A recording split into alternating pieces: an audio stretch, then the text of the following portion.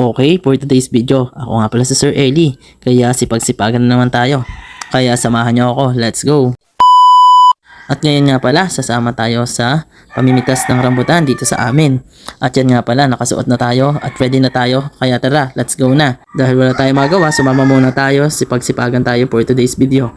At yan nga pala, ang daan papunta sa rambutanan na ating pamimitasan, na ating sinamahan.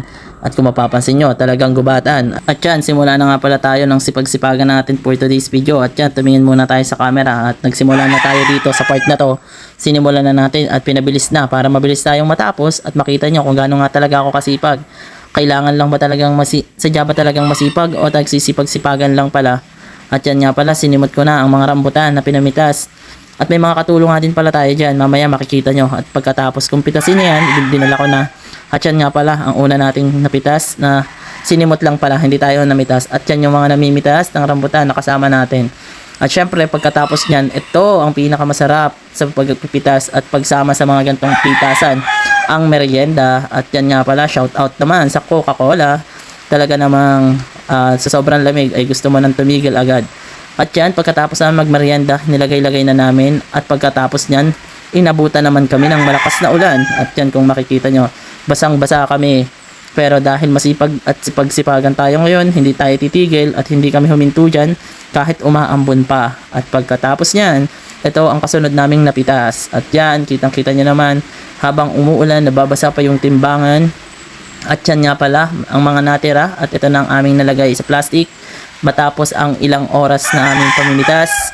At pagkatapos, nagtuloy-tuloy pa kami. Yan, papunta naman kami doon sa isa pang puno na tawag nila ay Gina. Gina ang pangalan niya. Kung makikita nyo, yung part na yan, andyan yun. Aming sunod na pipitasin.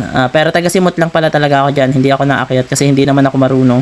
Nakisama-sama lang ako dyan. At syempre, para kumita tayo ng pera. At yan nga pala mga kasama natin. Si Kuya Uwing at ang isa niyang kasama na magaling umakyat. At sila ang nangangakyat, sila ang namimitas. At yan, pagkatapos nga pala, yan, ang dami ng laglag dito ng rambutan at napakabilis mamitas nga pala na nilang dalawa. Tayo taga-simot.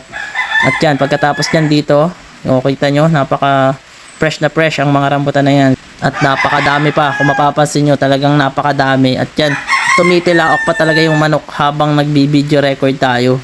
At yan, kakain na nga pala, tanghalian na yan. At yan, napakarami pa diyang makukuha. Hindi pa yan nasisimulan, pero dahil masipag tayo, tatapusin natin yan. Kaya tapusin nyo rin ang video na to para naman hindi sayang ang aking pagbo-voice record kahit tumitilaok ang mga manok.